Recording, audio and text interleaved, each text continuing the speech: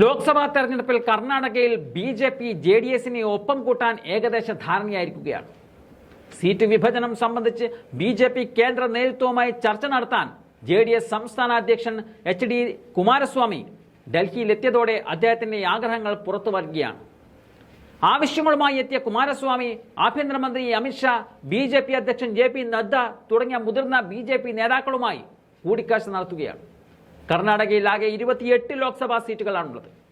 നിലവിൽ അതിൽ 25 സീറ്റുകൾ ബി.ജെ.പിക്കും 1 കോൺഗ്രസിനും 1 ജെ.ഡി.എസിനും 1 സീറ്റ് സ്വതന്ത്രക്കുമാണ് ലഭിച്ചത്. എന്നാൽ സ്വതന്ത്രയായ സുമലത പിന്നീട് ബി.ജെ.പിക്കൊപ്പം ചേരുകയായിരുന്നു.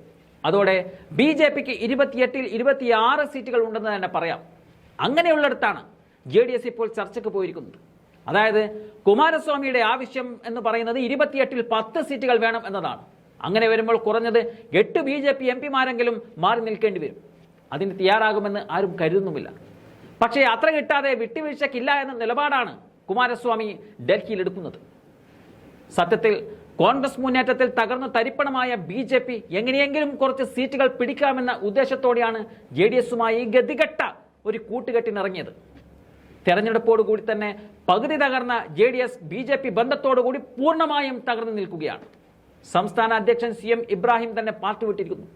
ഇത്രയും ക്ഷയിച്ചു നിൽക്കുന്ന ഈ ജെ.ഡി.എസിനെ എന്തിനാണ് 10 സീറ്റുകൾ നൽകി ഒപ്പം കൂട്ടുന്നത് എന്നതാണ് ബി.ജെ.പി. പ്രവർത്തകരുടെ ചോദ്യം. പക്ഷേ അമിത്ഷായും മോദിയും അടക്കമുള്ള ഉന്നത നേതാക്കൾ ചില ഉറപ്പ് നൽകിയതായി വാർത്തകളുണ്ട്.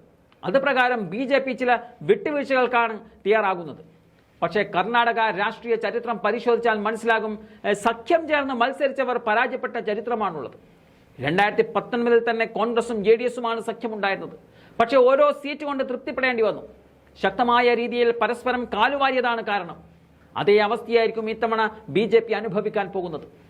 സംസ്ഥാന ഭരണം കോൺഗ്രസ് നേടിയെങ്കിലും ഇത്തവണ ജെ.ഡി.എസുമായുള്ള സഖ്യത്തിലൂടെ കർണാടകയിൽ പരമാവധി സീറ്റുകൾ നേടാനാകുമെന്ന ബി.ജെ.പി. പ്രതീക്ഷ അവസാനിക്കുകയാണ്. കാരണം ജെ.ഡി.എസിനെ വിശ്വസിച്ചവർ ആരും തന്നെ കർണാടകയിൽ വിജയിച്ചിട്ടില്ല. അവർ കാലുവാരും.